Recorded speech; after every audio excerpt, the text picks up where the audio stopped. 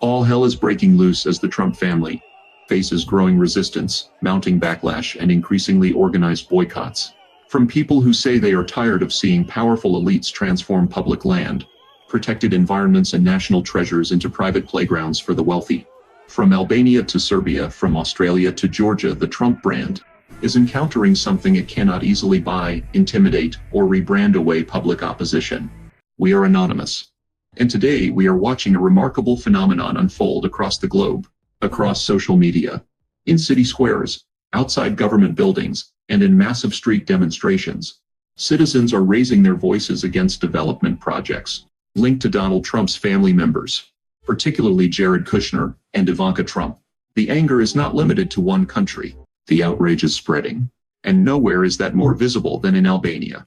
For months, controversy has surrounded plans connected to Jared Kushner's investment interests involving Sazan Island, a remote island in the Mediterranean that many Albanians consider one of the country's most precious natural treasures. To understand why emotions are running so high, you have to understand what Sazan Island represents. This is not just another patch of land. It is one of the last largely undeveloped islands in the Mediterranean. For decades, it remained isolated under Albania's former communist regime. The island became known for its military infrastructure, including extensive underground tunnel systems that still exist today. But above ground lies something entirely different: natural beauty, pristine coastline, rare wildlife, flamingos, sea turtles, seals, bird habitats, untouched landscapes that many environmental advocates believe should remain protected forever. And when reports emerged that Kushner-backed interests were pursuing a massive luxury development project on the island, many Albanians viewed it not as investment but as an invasion. The controversy intensified after public comments made by Ivanka Trump and Jared Kushner themselves. Ivanka described discovering the island during a yacht trip and spoke enthusiastically about a large-scale development project. She explained that she and her husband had stopped while traveling through the Mediterranean, swam ashore, explored the island barefoot, and became captivated by what they saw. According to her account, the location immediately struck them as extraordinary. Jared Kushner provided further details. He said the trip took place after leaving government service in 2021. He described being aboard a yacht owned by financier Nat Rothschild while traveling through the region. According to Kushner, Albanian Prime Minister Edi Rama visited the vessel during the trip. Kushner said he was impressed by Rama's vision for Albania and described the Prime Minister as both a politician and an artist. As pressure intensified, Prime Minister Edi Rama pushed back aggressively against the allegations. In interviews, he rejected claims that the Trump family was taking over protected land.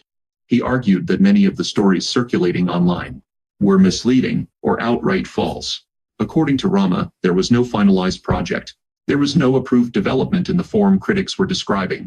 He insisted that environmental reviews and planning processes were still underway.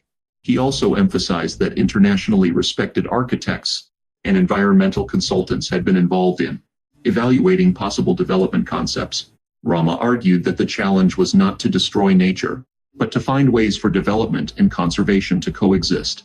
And so the conflict continued. Meanwhile, Albania was not the only battleground. In Belgrade, Serbia, controversy surrounded proposals connected to Trump-branded development ambitions.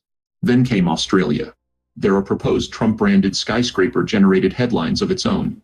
Reports emerged suggesting that the project was facing difficulties amid concerns about public perception and market reaction. Then attention shifted once again, this time to Georgia. Not the American state, the nation of Georgia. Their ongoing political tensions and public protests created an already volatile environment. But the controversy did not stop with real estate. Questions also emerged regarding Jared Kushner's investment firm Affinity Partners. The firm attracted billions of dollars from investors, including sovereign wealth funds from Saudi Arabia, Qatar, and the United Arab Emirates. Critics pointed to those relationships as potential sources of concern, particularly given the Trump family's continuing involvement in international political discussions and diplomatic matters. Supporters argued that such investments were legitimate business activities. Opponents saw troubling overlaps between politics, foreign influence, and private financial interests. Those concerns became part of broader debates in Washington. During congressional exchanges, Secretary of State Marco Rubio was asked about Potential conflicts of interest involving figures, such as Steve Witkoff and Jared Kushner. Rubio defended both men. He stated that he had not seen evidence suggesting personal enrichment was driving their actions. He described them as individuals, attempting to serve the country's interests. Whether these projects ultimately move forward or collapse under public pressure remains to be seen.